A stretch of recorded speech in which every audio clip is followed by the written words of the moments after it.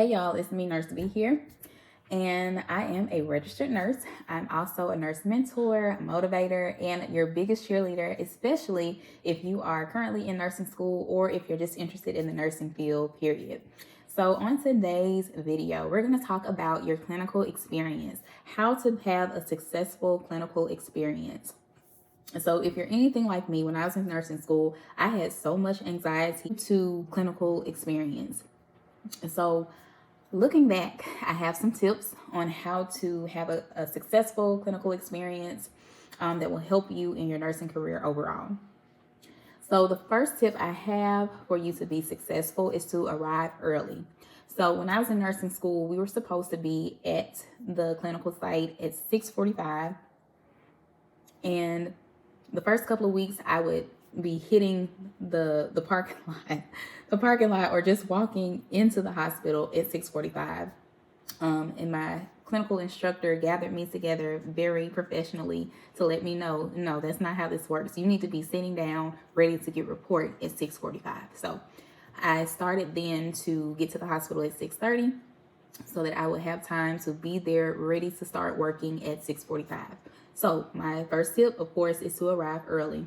If you have to be there at 7 o'clock, get there a few minutes earlier so you can get up to your floor and be ready to go at 7 o'clock. My next tip is to have the appropriate equipment. So your stethoscope, your blood pressure cuff, your tape or scissors, a pen, your pen light.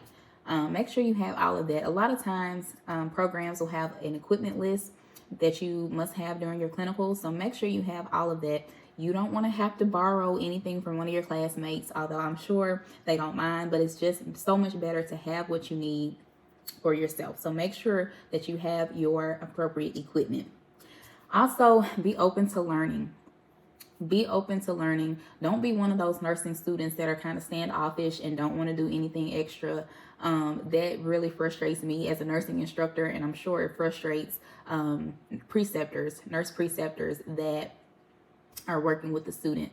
We love when you're open to learning. We love when you want to jump in and help under their guidance. So make sure you're open to learning and also be open to help. Again, you don't want to be one of those standoffish students.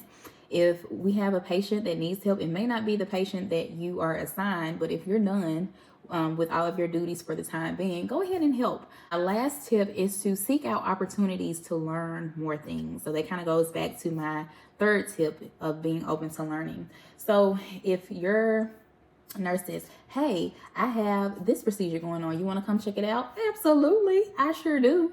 The more you see is the more you learn. The more you learn, the better you're going to be when you are actually graduated and you have your license and you start in the field.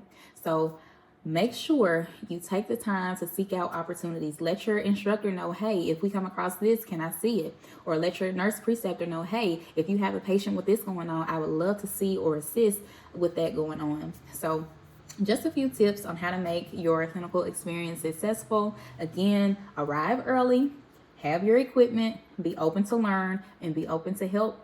And then always try to seek out new opportunities to learn things you've never learned or to see things you've never seen. So I hope this helps. I hope that you had a very successful clinical experience. And hopefully that will help you with your care plans. I do have a video coming out pretty soon after this one as far as care plans and how to master those. So I hope this helps. I look forward to seeing you in the next video. Make sure you comment, make sure you subscribe, and make sure you like this video. Any questions that you have, definitely leave them down below, and I will see you in the next one.